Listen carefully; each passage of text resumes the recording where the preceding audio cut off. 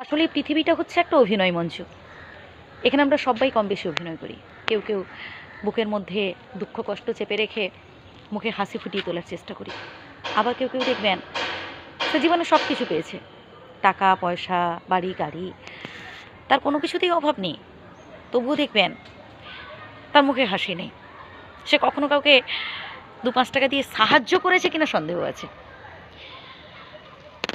আসলে আপনি যতক্ষণ না অল্পে সন্তুষ্ট হতে পারছেন, যতক্ষণ আপনি যেই মানুষটাকে জীবন সাথী হিসেবে পেয়েছেন বা যেই মানুষগুলোকে আপনি আপনার জীবনে পেয়েছেন তাদের নিয়ে খুশি থাকতে পারছেন, পৃথিবীর কোনো শক্তিই নেই আপনাকে সুখী করার, পৃথিবীর কোনো শক্তিই নেই আপনাকে সন্তুষ্ট করার।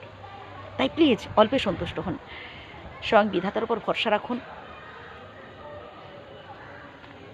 যখন যেটা হয় আমাদের ভালোর জন্যই হয়, বিধাতা যখন যেটা করেন তিনি আমাদের ভালোর জন্যই করেন। জীবনে যদি দুঃখ আসে, জীবনে যদি কষ্ট আসে, তাও জেনে রাখুন বিধাতা এটা আমাদের ভালোর জন্যই করছেন। কারণ আজকের এই দুঃখ কষ্টগুলো যদি আপনি খুশি মনে গ্রহণ করতে না পারেন, এরপর যে আরও ভয়ানক দুঃখ কষ্ট আসতে চলেছে, তখন কি করবেন?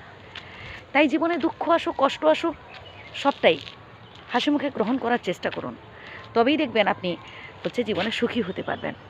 অপরের সাথে তুলনা করতে যাবেন না, কে 10 তলা বিল্ডিং করলো, কে 4 চাকা করলো, কার কত জায়গা সম্পত্তি বিষয় আশয়, এসব নিয়ে বেশি না ভেবে বরং আপনার যতটুকুন আছে সেটি আপনার কাছে অনেক, এটাই ভাবুন। তবেই আপনি পৃথিবীতে সুখী হতে পারবেন। আর যারা সমালোচক তারা তো সমালোচনা করবে।